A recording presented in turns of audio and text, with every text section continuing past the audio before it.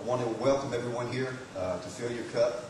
This is called the last Saturday poetry reading because we hold it on the last Saturday of every month at Fill Your Cup in Richmond, Texas on East 98. So be sure to tell your friends about it, your poetry writing friends, your poetry enjoying friends. Please tell them to come on here. To sign up for the readings, just go to send an email to FortBendPoets@ymail.com. And I'll be the first one reading. This first one is sort of a poem about growing older. It's called Angry Panties. My hearing's starting to go, so when my wife said she wanted to plant agapanthus in the front flower beds, I snapped back. You want to plant angry panties in our front yard? I then thought of her expanding her metaphor into bullying boxers and battling braziers. My old age provides my wife with endless entertainment.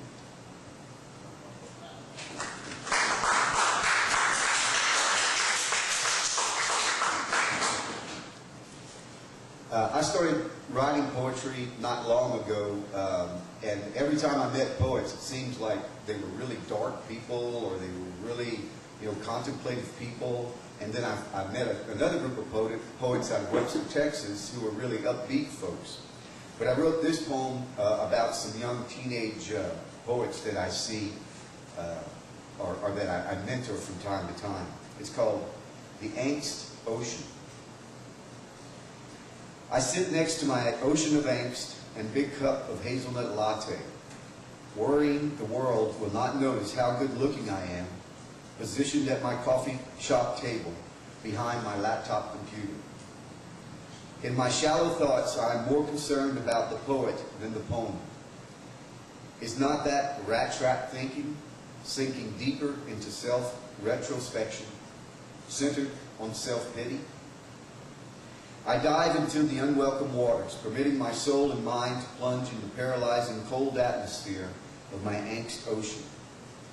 Muscles and conscience constrict, resisting the cold steel blade of reality in a blank regret mire that angst churns with a memory boat pattern.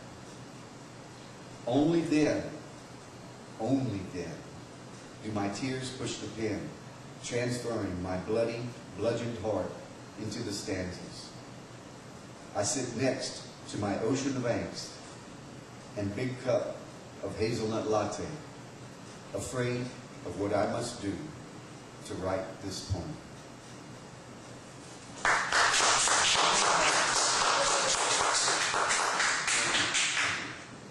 The last poem I'm going to read is about a little town called Winnie, Texas. We're originally from Louisiana. That's why it's difficult to understand me. I'm Cajun. We go back and forth between Houston and Lake Charles, Louisiana often. And my daughters often commented about, 2 miles outside of Winnie, Texas, there's a place that sells old school buses. And one time they passed by and they said, "Oh, Daddy, look, the school bus graveyard." So this poem is called The School Bus Graveyard.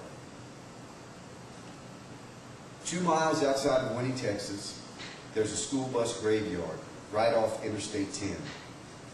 The tangerine yellow coffin-shaped dinosaurs parked on mud that's caked to dry rotted tires contain the laughter of children that drifts through the wind of the western plain.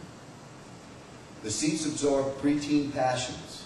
Notes scribbled on the backs proclaim someone loves someone forever, though forever ended a long time ago. The calculations for homework completed in before school minutes fell onto the black rubber floors, bounced to the ceilings and into the brains of children who became adults oblivious to the mysteries of the greatest common denominator.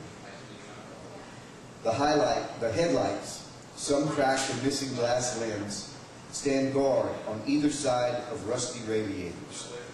Squint just right at sunrise to see the suggestion of tears seeping along the bottom of the aluminum seals as the old buses long for just one more route.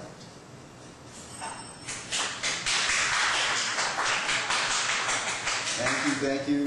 Remember, This is called Last Saturday Poetry Reading. It's held at Fill Your Cup on East Highway 98 in Richmond, Texas. If you're interested in participating, just write to FortBendPoets at ymail.com. That's FortBendPoets at ymail.com.